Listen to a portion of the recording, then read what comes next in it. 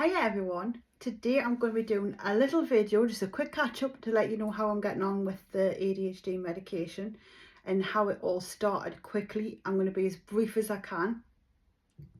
So, right, going right back to being a kid, I just wasn't like other kids, and I mean like really wasn't like other kids. I was up a height, didn't sit still, couldn't listen, no matter what anyone told us, it just went in and out. I was always in trouble because I was disruptive, I was distracted, I was distracting other people. All I wanted to do was play. I didn't want to do any learning. Found it really hard to take in what the teachers were telling us. It was like they were talking gibberish to us. Half of the classes I really couldn't understand, and I'm absolutely shocked that I got through any of it. I did really bad in a lot of the subjects except for art, because I loved art. I loved drawing, loved anything like colourful, arty, fancy.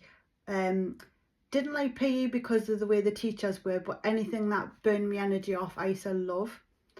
I would play out for hours and not really want to go home.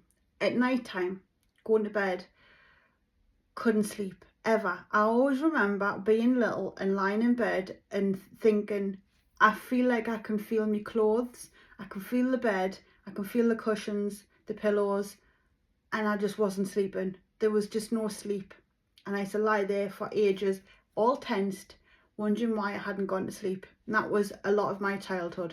That was, and I couldn't sleep at other people's houses either. I used to just be, I hated different routine. I used to love going to grandma's though because of lots of routine, but I hated being out, being away from things. Used to get a lot of anxiety and wanting to come home, and just didn't settle. I just never settled. I wasn't a settled kid at all. I used to, when everyone else, for instance, was having their dinner, I would eat my dinner and then I'd be looking for other dinner. I'd be looking for pudding, where everyone else looked calm, sorted, and they'd eaten, they were fine. I'd be keep looking, and I always wondered what was wrong with us, because everyone else was satisfied. They'd go off and watch a little movie, and then I'd go and watch the movie with them, and all I could do was fidget, couldn't read, couldn't take in what they were watching. Just didn't sink in. It did not sink in. I'd fidget, I'd be thinking of food, I'd be thinking of something to do that was exciting. I'd be wanting to get into trouble, I'd want to get away from the telly, and they were all dead happy and chilled and watching the movie, laughing. And I used to just think, what is wrong with me? And that was really young, but talking before 7. I used to just think there's something not right with me. Why is everyone so happy and getting on with things? And I used to keep looking at people. Then the social interactions were really weird. I used to talk with people, but when they were talking, I would go off into, like, I'd just zone out and I'd think, they're talking to us. Isn't that nice? And then I'd just go completely gone. And then I didn't know what they were saying, couldn't follow what they were saying. And I always found, for some reason, I had the repetitive same sentence to give back. And it was, isn't that weird? Really? Ah, okay. And I never had anything else to say, and I still don't know why to this day, but it was just the way it was. It was like 3 sentences I gave back, and I couldn't seem interested in a lot of the things they were doing, although I wanted to be part of it. I just couldn't seem to be part of it. And it, like, proper, even little, I remember thinking, looking at other kids in the playground, look at them, they're talking, I wonder what they're talking about. They look really engaged, look like they're listening to it, they look like they're having a good time. And I was always overthinking and thinking, why am I not like that? I'm not normal, I'm not like them. It was horrible. And that's when all the stuff started. It built and built and built. So I stuck out like a sore thumb. I was totally odd, total loner, just a little weirdo. And I got bullied on top of it because of other things at home, like not going into school with the right gear, not being looked after in the way that other children were looked after. So it stood out like a sore thumb, and I got bullied for that as well. So all this weirdness and abnormalities and all that kind of stuff with other things mixed, it was just made us just, yeah, I just got delivered to school to be bullied. It was awful. Then as I got older, I started suffering with my grades. They just really suffered. I still couldn't concentrate. I remember how I had books we had to fill in, like with timetables and stuff, and I used to just look and I would be paralysed thinking, I don't want to do any of it. And go to class and I would just watch people. They'd be putting their head down, they'd be getting on with it, they'd go miss and all this. I always put my hand up, always spoke over the teacher, always finished sentences off, always was a pain in the arse, and always hated myself because of it. But I couldn't work out what was going on, and I just had this impulsive thing to just spurt out. Couldn't keep my mouth shut, which another reason why I stood out and got picked on. But I didn't realise it back then. So you're building this awful character of yourself, not realising what you're doing. And no one picked up on it. The teachers didn't like us. I was reported all the time. I was disciplined. I'd be taken to the office. I'd be, you're on your detention. You have to do your lines, which given a child like me, lines was awful because I just stay at the paper and couldn't. Then test time come along. Everyone's quiet in the building and I'm just staring at the paper thinking I haven't got a clue. And it's almost like all the words just went all mashed up. They literally just wibble wobbled on the page. They just weren't there. And I used to stare at other people thinking, why am I not being able to do this? And they do. They're just getting on with it. Everyone seemed to bring their pens and paper. Everybody was organised. I never ever brought anything in. Never organised. Even though I knew every single day that I was going to be doing maths or English, nothing was organised. It was awful. And another reason why I stood out like a sore thumb and got bullied, because I didn't have a pencil, didn't have a jot, I didn't have anything. Everything got left at home. Everything was like rushed in the morning. Nothing was organised or sorted. It was embarrassing. And I couldn't work out why I just never managed to sort it out. Everyone else though had beautiful pencil cases, rubbers, pencils, pens. Then the fountain pen come along when we're able to do our writing, and I was still on biro used from the school because I never had anything. It was horrible. Then the real things started. So you're going through puberty, you're not feeling quite right about things. I didn't like my boobs, I didn't like having boobs. I didn't like the feel of things. I just used to try and hide things. I felt really odd. Clothes labels, clothes bothered us. I didn't have any PE kit. I used to arrive at school and have to borrow the teachers. That went down well. Again, stood out like a sore thumb. Nothing was prepared or sorted. It was embarrassing. Then you get older and you meet people you really shouldn't be going out with, but because you've got no self-esteem at that point and your life's a bit poopy. Then I had Jordan really early. I was only 15 when I fell pregnant. I was 16 when I had him. That didn't help. I think everything just got out of control, and I found it really hard to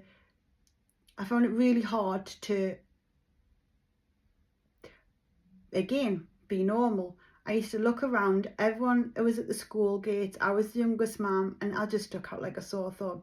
So you're compounding everything through not being right. Then fast forward to jobs.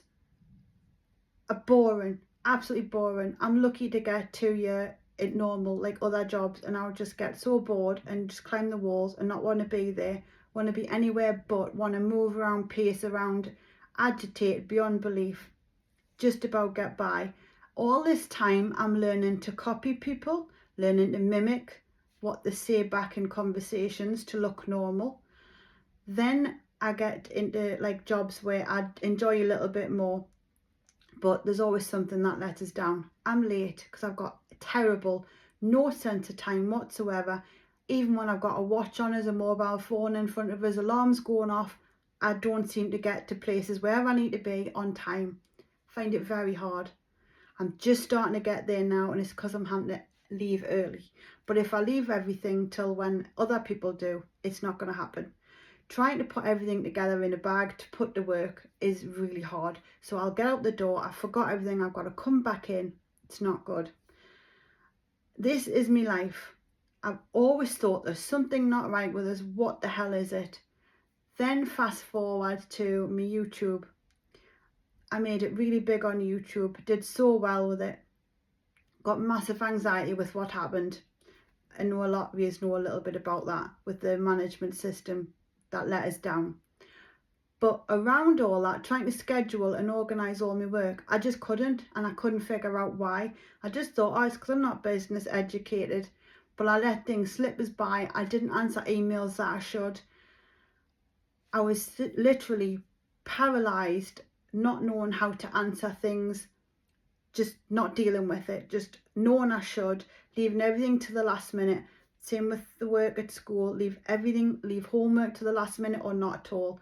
And then you just about get by, and then your reports are really bad. Like, if only paid attention would be really good. And I know they were right, and they probably wanted to shake us, but I couldn't help it. And I used to tell the teachers, I'm sorry, I don't know, I can't help it, I'm trying. And they'd look at you like you were off another planet. And I meant it. I'm so frustrated with myself. I used to come out of school and go, I've done it again. I've let people down, and I couldn't figure out what the hell was going on. It was horrible. Same with all my jobs, letting myself down. And then you're so impulsive, you get really fed up, especially when I was younger. I'm not like that now. It does change a little bit, but I'm learning to compose myself and take myself out of situations a bit better. But that emotional dysregulation and impulsivity is still there. So you're at jobs, things aren't going right, you get so frustrated. I'm not very good at confrontational talks. So you blow up, you walk out, you've lost your job, you're stupid, you're in trouble, you've embarrassed yourself, you're not like other people, they don't do that. Why are you doing that? Because you're not normal. Again, low self-esteem goes, your esteem goes right down, you're walking around with no confidence, you just feel like crap. The YouTube thing was amazing. Got to do everything I wanted to do on my own terms, and then other people started getting involved, and the pressure was too much, and a lot of the stuff I didn't know what I was doing, and reading loads of paperwork I'm not very good at. So none of the see, this is another thing, I can't keep losing my words, which is really embarrassing. I always have done though, like going back, I can't think of my words. Contracts, long paperwork. That's not, I can't do it. You give me paperwork and I just zone out, eyes go, and it's embarrassing, and it's terrible when you're in a job and you've got stuff to read because you know it's important for your job. I'm okay now because I'm interested, but in the past I've not been, and it's awful. So you're just looking and you're reading the same thing over and over and over again, and it's not going in, and you're getting angry with yourself. You think, what the hell is wrong with me? It's just not going to go in because it's not rewarding, it's boring, and I'm sorry, and I've always felt like a horrible person because of it. But now that I understand ADHD, I know it wasn't my fault. It just wasn't going to go in. It was given as nothing. But it's embarrassing, and then you've got someone else starting the same time as you who's just whizzing ahead in previous jobs, and you're looking at them again, self-esteem goes down the drain because these people are just excelling around you. People are doing things you should be doing, like then the drive, dead quick gone, got a house, dead quick gone, this, that, got good jobs, and you're sitting feeling like a little kid at 40 thinking, what the hell is going on? There's something not right with me. Fast forward, bumped into a lovely girl, Laura. Just says, Lauren, I love you to bits, but I think you've got autism and ADHD. Go and get a referral. So I went to my GP. This was before my mum died. The GP says, it does sound like you have it, we'll refer you, but it can take a long time. The waiting list is up to 2 years. So it's longer now. At the time I thought, right, okay, so I went to do the referral, then my mum died, everything got in the hand, out the hand, and I just left it. Fast forward a year, thought I'm going to do it again, I'm going to pay private because I'm not waiting that long, I've had enough, I need some help. And I'd done some research at this point at what it could do if you sorted yourself out and got the medication. So I went and got me referral through Clinic Partners UK or Clinical London UK, it's the same one as Laura did. I was seen by a psychiatrist within 2 months, diagnosed straight away, ADHD, possible autism. So fast forward another 3 months and I'm medicated. So in total, 4 or 5 months.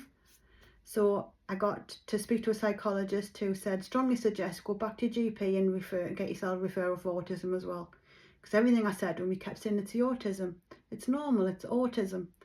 And it's things I honestly feel like I'm grieving for a self I thought I had. Like, You go through life wondering what the hell's the matter with you, and you don't have a clue. And back then, they didn't say this is what it was. You just got told off. You were told you were a horrible child and the teachers hated you. And they use that authority to make you feel awful. So you carry that burden with you throughout your life, just thinking you're a horrible, horrible, horrible kid and you're not like other people. It's awful. Then you finally get told, no, this is what it is. And then you go and read about it, and you read on what ADHD, what it does to you, how it can make you feel, how it can present differently in different people, because it's not all about little boys running around waiting rooms or what have you and jumping around doing stuff and colouring on walls. It can present totally different. And in my case, a lot of it is inattentive. I zone out. I stand in rooms for at least half an hour and I don't even know I'm there. I wonder what I'm doing. I don't know what I've come in for. Forget what I'm saying halfway through sentences. It's embarrassing. The focus is disgusting. Concentration's terrible. But give us a deadline and I'm going to get into trouble and things get done. I don't know how that happens, but it works. So this has been my life all the way through, and I'm finally been diagnosed. I'm on Elvanse 20 milligram. They started as low because I have a heart condition and I've got high blood pressure at times due to anxiety of having a crappy life. But I have also come to terms with the fact that I might always be like this and medication might not always be the answer for me. I've watched lots of videos since on like attention deficit, autism. I fit the bill. I also work amongst it at work through the NHS, and every report I read, it's like they're talking about me. It's there. And I can see that my mum had it as well, without a doubt. My twin sisters have it, I'm sure. They're just like me, but we get by. So the job I'm in, it's an important adult job. I want to concentrate. It's really important to us. I love it. I don't want to let anyone down. So the medication is why I'm taking the medication. So I'm on 20 milligram. The first day was amazing. I felt amazing. I felt relaxed, euphoric, perfect. Broke into tears thinking, is this how everyone feels? Normal people, or people I thought were normal, with basically normal frontal lobe and the right amount of dopamine circulating in the system. So I thought, oh wow, this is amazing. But then as the day progressed, I had so many emotions. I was feeling really angry, I was feeling really sad, I was feeling really elated, and it kept on doing that. And I'm sure that was the drug just settling in. And I'd never had one before. So Elvanse is lisdexamfetamine, and it's Elvanse in the UK, Vyvanse in the US. So that's what I'm on, 20 milligrams. And on the 4th of October, coming up in 2 weeks' time, a week's time, I got the clinic titration again to talk about possibly going up to 30 milligrams or more, because I've been okay on this one. The first week was hard though, lots of migraines back to back all week. They were stinky and rotten. They've subsided a bit, but I have got a lot of anxiety. So, and I've noticed walking around I can get out of breath because my heart rate's up. But I think that's because I'm anxious. I'm constantly anxious and I'm very stressed at the moment. You can't have caffeine on it. It just doesn't help. It's not good. It makes you feel terrible. And I know this is a long video and I promised I wouldn't, but if you want, you can cut it in half. You can do what you need to do. I understand. If you want more of these videos, let us know. I'll do as many as I can to help you, because it's horrible when you've got this. You feel like you're on your own. Everything you read, you go down rabbit holes, and you can just read things that are amazing, read things that are bad, and then you have your own experience and you think again, okay, I'm broken, I'm never going to be fixed, there's something wrong with us. I even thought, God, this is not working for us, I mustn't have ADHD. But the more you read, you think, no, I'm just not on the right medication. So my next step possibly could be a non-stimulant, and it would be atomoxetine or that's doTERRA. So we'll see, but I'm going to try the 30 milligrams first, because I've heard you get a sweet spot and it can actually get rid of your anxiety. Because a lot of my anxiety is about getting to work, getting there on time. I panic so bad on a morning, you've no idea, and I leave really early and I still manage to get lost. It's embarrassing. I leave keys, I have to come home. I'll stand there, I'll watch my bus go past. It's embarrassing. And I'm not on my phone, by the way, I'm watching. It's going past us and I'm just standing. I trance out a lot and it's embarrassing. And I forget what I'm saying. The emotional regulation is awful. So it can present as something awful happens, and where someone else would say, so you feel like it's the end of the world, and you're wondering why am I feeling like it's the end of the world, there's something wrong with us. It's not. It's because you haven't got the brain of the other person who has it's so to do with dopamine. The frontal lobe isn't it's smaller apparently, so yeah, it controls your impulsivity, your organizational skills, your executive function, and emotional regulation. So there's a problem with that. So yeah, it's not good, and I can't get the words out that I want to say as well. So I feel really just like frustrated a lot of times. I've got so much in here that I want to get out, but it doesn't always come out the way I do. And I've never slept properly because I'm always lying there and my brain's on overdrive. And then watching movies on a night time with Martin, my legs, I'm constantly fidgeting and farting about. I irritate myself, I irritate him. At work, the noises around us makes us want to crawl out my own skin. I'm on the metro, smells drive us mad. Smells in general, if it's too smelly, I honestly feel violated and irritated. And no one else, everyone's just chilled, everyone's just fine. I really feel everything like it's overstimulating to the point where I'm coming home and I'm knackered. I'm like drained, and I think it's because it's just too living feels too much for me sometimes. Like, I've never had bad thoughts, I don't mean that, but I just think I feel so tipped over that I'm just so drained when I get home. It's just to be normal and do the normal things like going to work and being a normal person and chatting normal and doing this and that and actually doing your job properly like a normal person and all that. This is how I feel.